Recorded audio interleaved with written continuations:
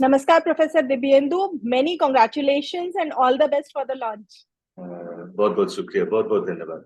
ASPEX यानी Aditya solar wind particle experiment, ये जो पेलोड है जो आपने और आपकी टीम ने बनाया है, इसके बारे में हमें बताइए कि ये क्या काम करेगा, क्या फंक्शंस होंगे इसके, इससे हमें क्या जानकारियां मिलेंगे और वो कैसे मददगार साबित होंगी। मेरे पिलर पे बहुत ही अगर ब्रीफ तरीके से आपको मैं बताऊं, दैट हम्म। हमारे इंस्ट्रूमेंट में हम तीन चीजों पे ध्यान रखा है। एक तो है हम सोलर विंड में जो प्रोटॉन्स और अल्फा पार्टिकल्स है उनको हमको रिसीव करना है और डिटेक्ट करना है। दूसरा है इसमें हमको कम एनर्जी के पार्टिकल को भी रिसीव करना है और हाई एनर्जी पार्टिकल को भी, ज्यादा एनर्जी पार्टिकल को भी रिसीव करना है ना। ये दो चीजें जो है हम भी कर रहे हैं और प्रीवियस मिशन में भी किया है इसको, ऐसा नहीं है हम पहली बार कर रहे हैं इसको। लेकिन जो चीज हम पहली बार करने जा रहे हैं वो है सोलर विंड को हम चारों तरफ से रिसीव करेंगे। मतलब एल1 पॉइंट पे बैठ के हम सोलर विंड सामने से आ रहा है कि राइट साइड से आ रहा है, लेफ्ट साइड से आ रहा है कि पीछे से आ रहा है, सभी एनर्जी के सभी पार्टिकल को, मतलब मेजर पार्टिकल्स को हम उसको डिटेक्ट कर पाएंगे। ये एक्सपेरिमेंट को हम नाम दिए हैं Aditya solar wind particle experiment. इसलिए इसको अगर हम सोलर विंड को माप सकते हैं, सभी दिशा से जो सोलर विंड आ रही है, और उसमें सभी पार्टिकल को माप सकते हैं और सभी एनर्जी को माप सकते हैं, तो हम एक स्टेप, एक कदम आगे बढ़ सकते हैं इसके बारे में जानकारी हासिल करने में, और वो हमको मदद करेगा लॉन्ग टर्म में। हम इसका कोई फोरकास्टिंग, जैसे हम लोअर एटमोस्फियर में फोरकास्ट करते हैं, जैसे साइक्लोन आने वाला है, क्योंकि हम उसको सैटेलाइट के थ्रू ट्रैक करने को, स्पेस एसेट को बचाने के लिए भी हमको ये एक फोरकास्टिंग स्ट्रेटेजी अपनाना तो पड़ेगा। आप स्पेस में वेदर फोरकास्टिंग, स्पेस वेदर की फोरकास्टिंग की बात कर रहे हैं। कितना मुश्किल, कितना चैलेंजिंग और कितना सटीक इसको हम कर पाएंगे, क्या एक्सपेक्टेशंस है? इसमें थोड़ा सा टाइम लग सकता है लेकिन हम कर पाएंगे। लेकिन स्पेस में हमको कभी ना कभी शुरू करना पड़ेगा इस डायरेक्शन में, तो इसके लिए जरूरी है। हमको आज आदित्य एल1 मिशन हो रहा है, तो हम शुरू कर रहे हैं। और इसका जो रिजल्ट है आपको, नॉट ओनली साइंस साइंस का तो हम नया चीज इसमें से निकालेंगे, जो मुझे दृढ़ विश्वास है इसमें कुछ नई चीज आएगी, सभी पेलोड से आएंगे, क्योंकि इंस्ट्रूमेंट बहुत अच्छा है और उसका सेंसिटिविटी और बाकी जो साइंस ऑब्जेक्टिव रखा गया है वो बहुत ही यूनिक है। तो साइंस तो आने वाला है ऐसा मुझे लगता है, नहीं हो कॉन्फिडेंस है। सकता। बट बिल्कुल बिल्कुल। और बट 10-15 साल के बाद इसके जो प्रैक्टिकल साइड उभर के बाहर आएगा, वो भी बहुत काफी इम्पोर्टेंट मैं मानता हूँ होने वाला है। एक्सपेरिमेंट जो आपका ये पेलोड है, जो आपने और आपकी टीम ने बनाया, इसकी सबसे खास बात क्या है? दैट हमारे आधा हिस्सा इंस्ट्रूमेंट का चालू रहेगा। एक खाली एकमात्र एस्पेक्स इंस्ट्रूमेंट के एक सबसिस्टम है जो मेजर हम्म। करते हुए एल1 पॉइंट तक पहुंचेगी, वो है स्टेप्स। ओके। वो उसमें एनर्जेटिक पार्टिकल मेजर करते हुए 8 से 4 महीने के सफर तय करके वो एल1 ऑर्बिट तक पहुंचेगी। सो ये बहुत एक्साइटिंग है हमारे लिए, क्योंकि हमारे इंस्ट्रूमेंट एक्चुअली 4-5 दिन के बाद से ही आधा इंस्ट्रूमेंट चालू हो जाएगा। तो ये हमको बहुत सारी चीजें ऑन रूट ये जाते टाइम जो देखने को मिलेंगे, तो ये बहुत एक्साइटिंग पीरियड रहेगा हमारे लिए। पेलोड के डेवलपमेंट का जो पूरा प्रोसेस है, अगर उसके बारे में आप। ये हमारे पेलोड में एक्चुअली आप देखेंगे एक एक इंस्ट्रूमेंट नहीं है, दो इंस्ट्रूमेंट है। और हम क्योंकि डायरेक्शन के ऊपर, दिशा की तरफ ध्यान दे रहे हैं, दैट कौन सी दिशा से वो पार्टिकल आ रहे हैं उसको हमको आइडेंटिफाई करना है। तो हमारे जो पेलोड है उसके काफी सारे हिस्से हैं और वो स्पेसक्राफ्ट में चारों तरफ फैला हुआ है। तो ये बहुत बड़ा चैलेंज है दैट आप डिफरेंट डिफरेंट, एक ही सिस्टम को आप बांट दिए हैं बहुत सारे सिस्टम में, उसको डिटेक्ट करने के लिए पार्टिकल को, और स्पेसक्राफ्ट के चारों तरफ आप उसको रखे हैं, सो दैट हर एक दिशा से आने वाले जो पार्टिकल है सोलर विंड के, वो मापा जा सके।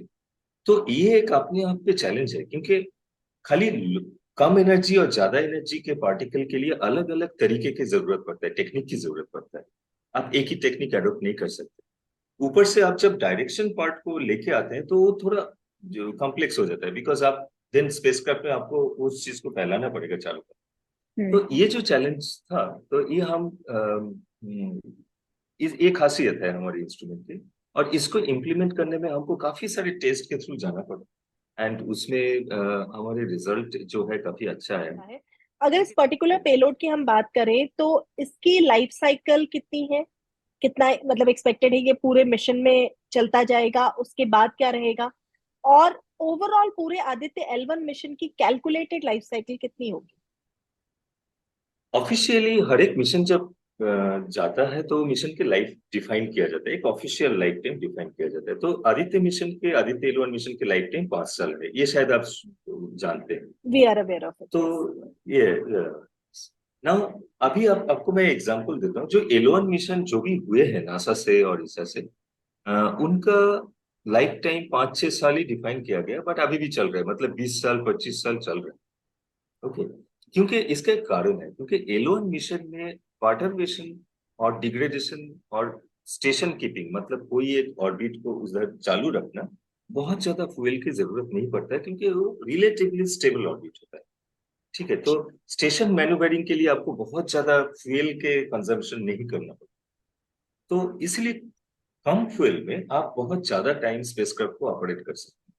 तो एक बहुत बड़ा फायदा होता है एल वन पॉइंट पर जाने के कारण।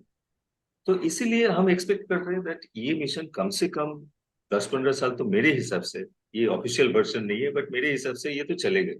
आपने ठीक। कहा इस पेलोड को बनाने में जो पिछले 7-8 साल में मेहनत लगी है, तो इन 7-8 साल में एक नई चीज जो हमारे जीवन में आई है वो है आर्टिफिशियल इंटेलिजेंस। क्या इन पेलोड्स को डिजाइन करने में या इनके बनाने में, मटेरियल सिलेक्शन में, किसी भी स्टेज पे किसी भी तरह से एआई का इस्तेमाल किया गया है in any of the payloads, if you are aware of? जैसे सीएमई डिटेक्शन जो एल्गोरिदम है, वो वीएलसी में मुझे जहां तक मालूम है ऐसा ओके। इम्प्लीमेंट किया गया है, जो सीएमई हम्म। इरप्शन के टाइम डिटेक्ट करे। उसमें और कुछ नहीं, बिकॉज अगर आप सीएमई को, क्योंकि डेटा जब कोई इंस्ट्रूमेंट सीएमई इमेज करता है सीएमई को, हम्म। तो वो डेटा को भेजने में काफी टाइम लग जाता है। तो बाय द टाइम आप इधर बैठ के कोई डिसीजन लो, तब तक तो सीएमई निकल चुका होगा उधर से। तो आप अगर उसको इनिशियल स्टेज में अगर आपको पकड़ना है, उसको कैप्चर करना है और उसको स्टडी करना है, तो आपको ऑनबोर्ड इंटेलिजेंस के इस्तेमाल करना पड़ेगा, नहीं तो आप नहीं कर सकते। तो इस टाइप के ओके। एल्गोरिदम है वीएलसी में। इसमें एक बार आदित्य मिशन चला गया, L1 पे पहुंच गया, वहां पे उसने अपना काम शुरू कर दिया, उसके बाद भी आप लोगों का इन्वॉल्वमेंट या आप लोगों का जो है काम उसके साथ जुड़ा रहता है, और ये एनालिसिस वगैरह का पार्ट भी आप लोग करते हैं, आपके यहाँ किया जाता है? ये है दैट हम इंस्ट्रूमेंट डेवलपमेंट के टाइम तो जुड़े हुए रहते ही हैं, लेकिन हमारा एक्चुअल काम शुरू होता है जब वो लॉन्च हो जाता है, इंस्ट्रूमेंट जब काम करना शुरू करता है। तब हमको उस डेटा के सहारे हम क्या साइंस निकाल सकते हैं, तो वो उसमें फोकस करना पड़ता है। तो हमारे जो काम है, एक्चुअल जो मैंडेट है हमारे लिए, वो अभी शुरू होगा। कि Aditya solar wind particle experiment और आदित्य L1 मिशन, इस रिश्ते के बारे में अगर तीन खास बातें आपको हमें बतानी हो तो वो क्या होंगी? एस्पेक्ट्स, पहली बार आदित्य एल वन के पार्ट होने के नाते, ये पूरे मिशन में जो डायरेक्शनल मेजरमेंट, जो दिशा भित्तिक मेजरमेंट ऑफ सोलर विंड, वो करने जा रहे हैं, जो यूनिक है। ओके। ठीक है। देन एस्पेक्ट्स जो है बाकी सब पेलोड के साथ जुड़ के नया साइंस लाने के लिए उसका सक्षम है। ठीक है। और तीसरा, एस्पेक्ट्स के सहारे, उसके मेजरमेंट के सहारे हम स्पेस वेदर फोरकास्टिंग की तरफ कदम बढ़ा सकते हैं। बात हो, जब उस तरह की जानकारियां आदित्य L1 हमें भेजेगा तो उसे समझाने के लिए भी आपकी जरूरत पड़ेगी, तो आपसे फिर बात होगी। Thank you so much for joining. बहुत बहुत धन्यवाद नेहा जी।